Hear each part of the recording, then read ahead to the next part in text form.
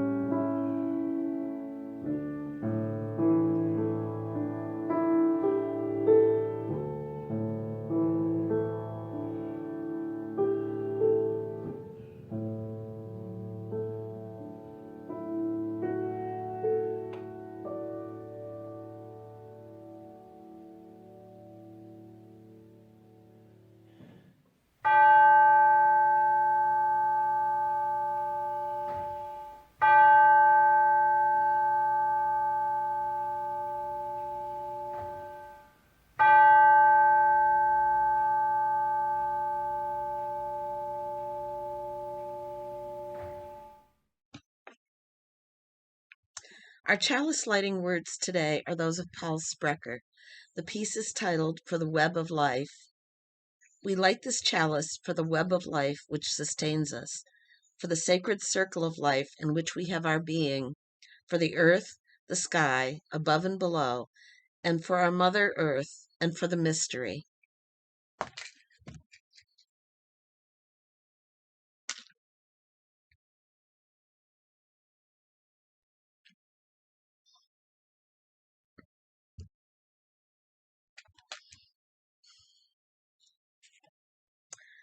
So we'll begin the service with a piece by my brother, Doug Hubley, a musician. I recruited him to help me out, and he very kindly put this together. It's music written and performed by him, along with photos that he and his wife, Gretchen Schaefer, and their friend Jeff Stanton took. So here it is.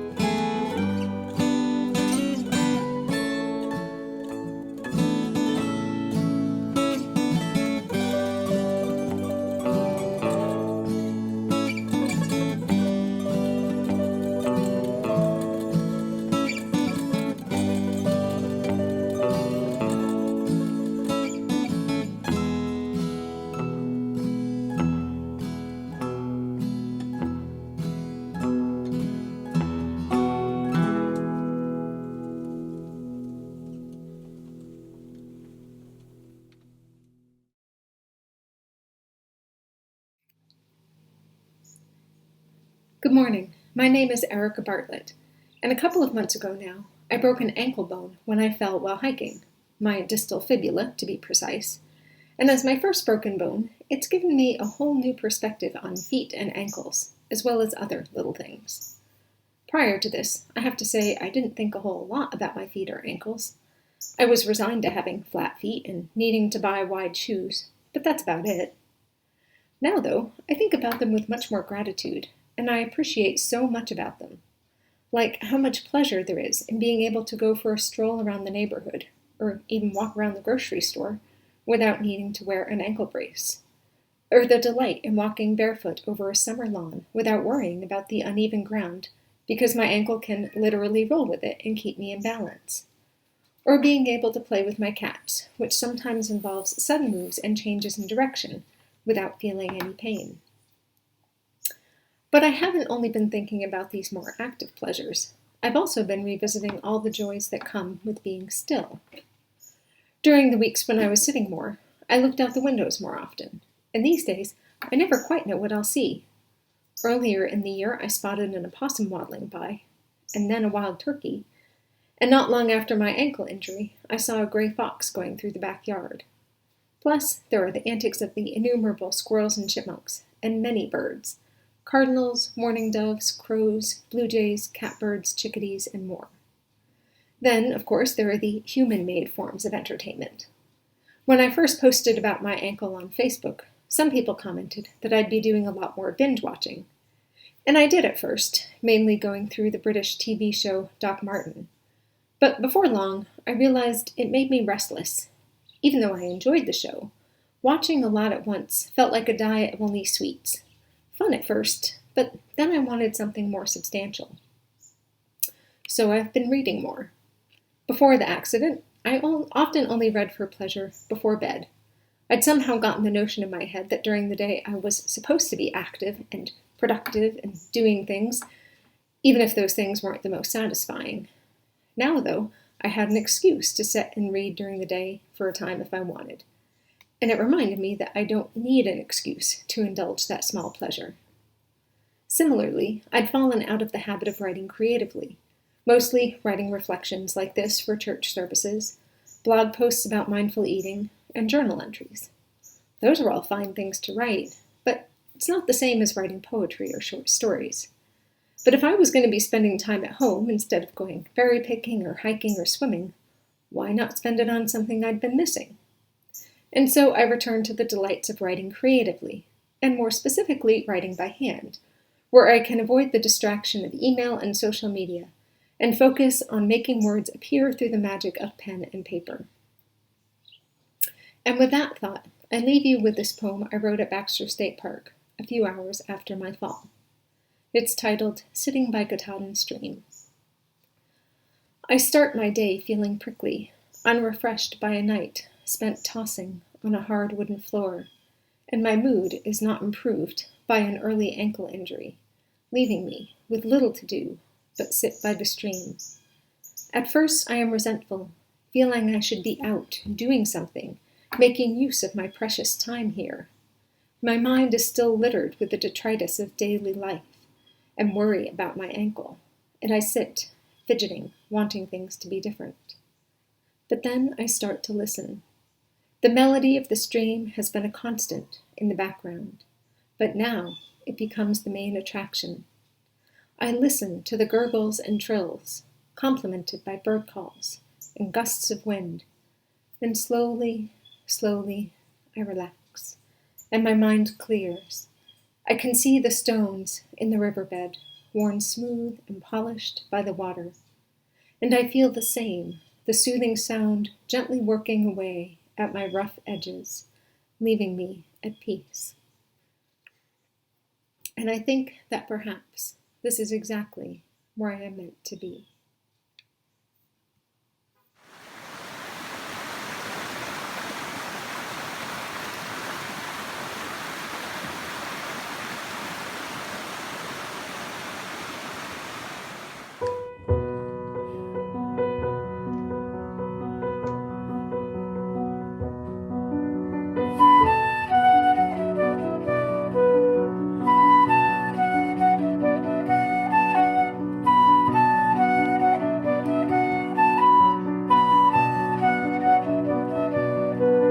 I know this rose will open. I know my fear will burn away. I know my soul will unfurl its wings. I know this rose will open. I know this rose will. I know this rose. I know my fear will burn away. I know my soul will unfurl its wings. I know this rose will know my soul. I know this rose. I know this rose. I know my fear will burn away.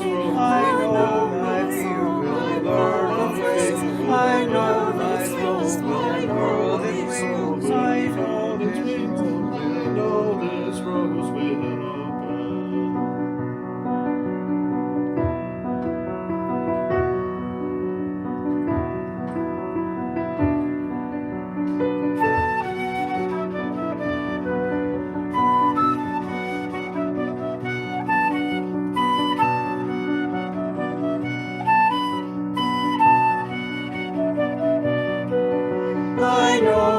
this rose will open. I know my fear will burn away. I know my soul will unfurl its wings. I know this rose will open.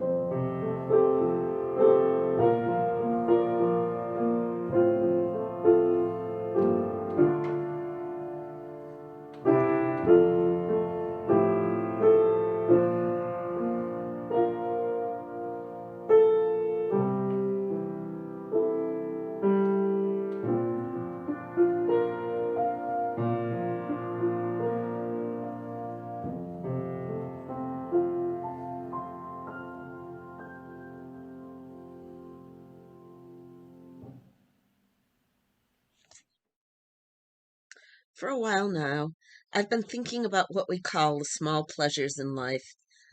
First of all, there's the definition. I'm not actually sure they're really all that small in the grand scheme of things. Over the course of my lifetime, certain everyday pleasures have become a mainstay of my existence. And maybe that's a more accurate description, every day. My everyday pleasures are pretty commonplace. My hands love to feel the silkiness of my cat's fur and the coolness of the stem and foliage of a living plant. In the summer, I make a point of walking through my garden every day that it's not pouring rain. And it's a ritual that yields sensory surprises and little bursts of happiness every single time. When I catch sight of something blooming for the very first time, or even for the first time in a season, I often gasp and wonder. When I'm planting my garden, I always plant nicotianas in an easily accessible place, like next to the driveway, so I can just pop outside in the evening and inhale their scent of jasmine, which is completely absent until dusk. I have two very companionable cats, and I love the feeling of Rudy sleeping on my feet. I also love to put my arm around Fitzy, who sleeps by my head for some of the night. Not all night, but some of the night. During the warm seasons, I sit on my screened sun porch, which should probably be called a shade porch, since it's surrounded by trees and the jungle that is my back garden. Everywhere I look, it's green outside. Somehow the sun porch catches every tiny breeze, so it's a haven on hot days. I sit there for hours and knit or read, and it's the most comforting and nurturing thing I can think of. When I walk, I like to take pictures. It helps me stay in the moment and really see the interesting and beautiful things around me. And that brings me to what I see as the spiritual aspect of everyday small pleasures, and why they're anything but small, really. I'm a Buddhist, and in Buddhism, being in the moment is the whole point of just about everything. This is going to come out sounding kind of corny, but when I really see a flower or anything else, I'm connecting, however fleetingly, with my real nature, which is freedom. So for me, the everyday pleasures are at the core of my spiritual growth. So are the everyday aggravations, but that's another topic.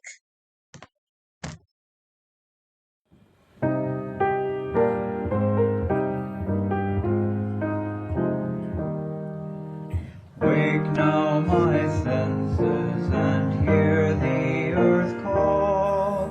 Feel the deep power of being in all.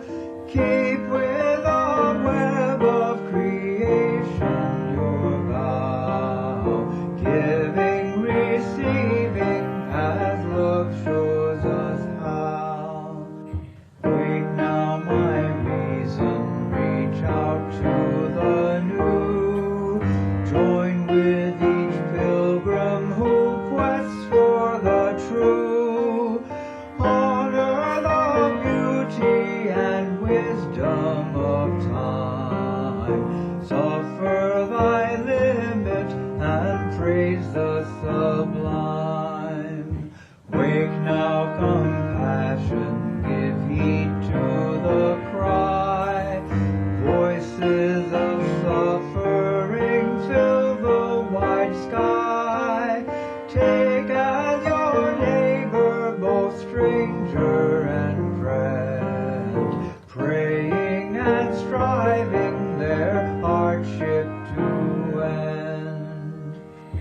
Wake now my conscience, with justice thy guide. Join with all people whose rights are denied. Take not for granted a privileged place. God's love embraces the whole human race. Wake now my vision of ministry clear. Brighten my pathway with radiance here.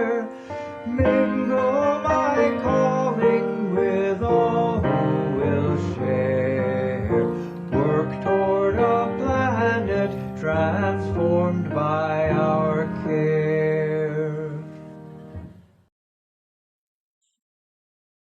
As I extinguish our chalice, I wish you many small pleasures and the happiness they bring.